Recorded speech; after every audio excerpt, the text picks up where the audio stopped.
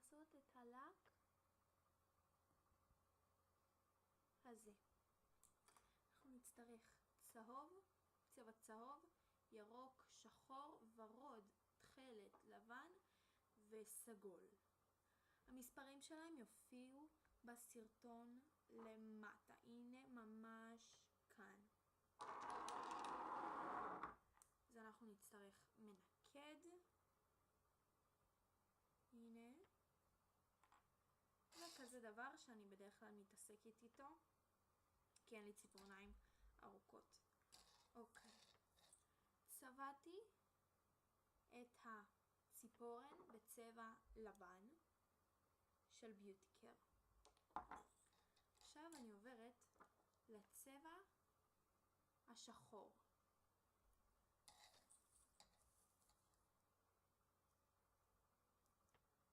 לקחת את זה,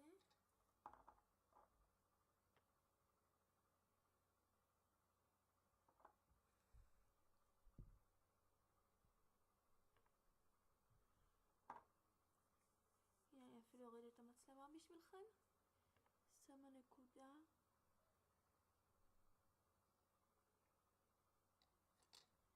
באמצע. אוקיי, עכשיו אני עוברת לנקודות הבאות. לוקחת צבע צהוב,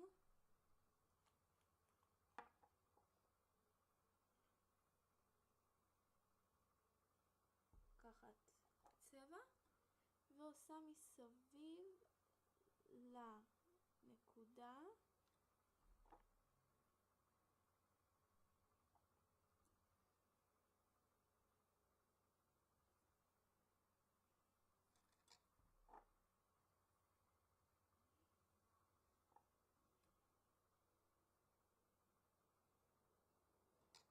השחורה.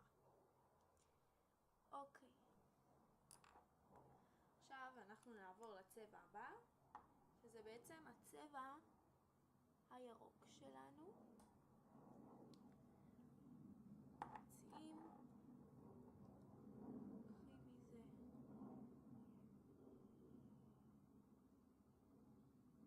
קחי מזה צבע, הנה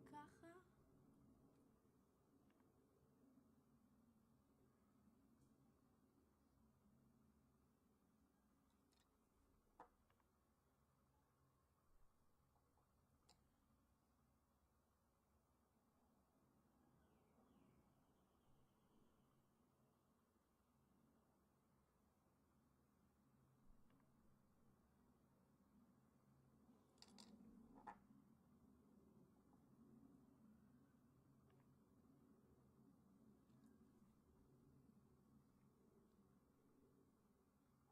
עכשיו בואו נעבור לצבע הוורוד.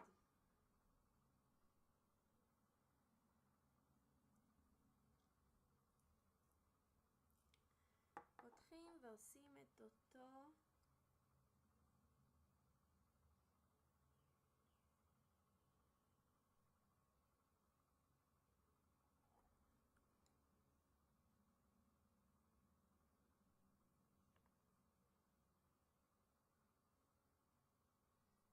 הדבר בדיוק.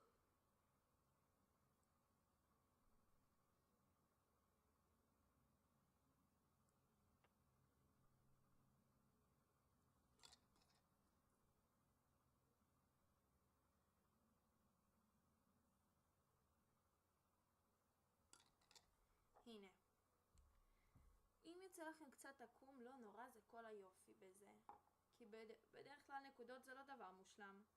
אתה לא באמת יכול להגיד זוהי נקודה מושלמת או זוהי לא נקודה מושלמת. עכשיו אנחנו לוקחים את הצבע הסגול, לוקחים עוד פעם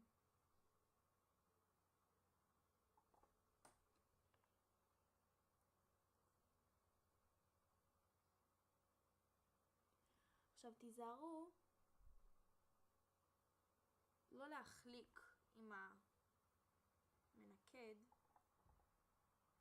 בטעות. תהרס לכם כל היצירת מופת.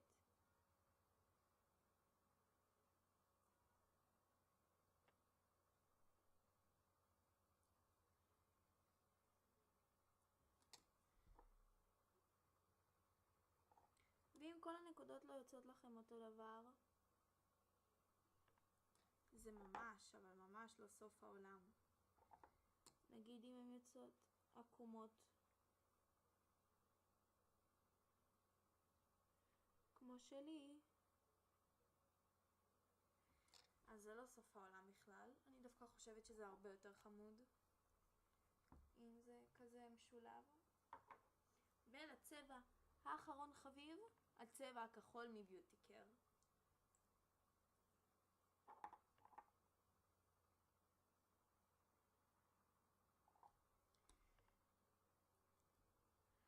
עכשיו כל מי שאומר שביוטיקר זה חרא או ביוטיקר זה לא טוב או לא יודעת מה,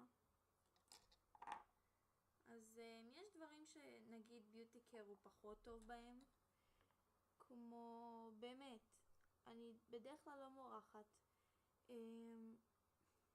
לקים של ביוטיקר כזה, כמו שמרחתי את הלבן כאן על האצבע הזאת. אני עושה רוב את העיצובים, כי בעיצובים לא חייב שאני אוהב אותם, כן? לא חייב שהם יהיו מתאימים לגוף שלי. בגלל זה זה רק עיצובים כאלה, שבאמת נקודות או משהו. אבל נגיד השפתונים והעפרונות לעיניים ואיפור וצלליות מכחולים לעיצובים או מנקד, אני דווקא ממש אוהבת אצלם. טוב, אז זה מה שיצא. אני מקווה שנהנתם. אז ביי אוש.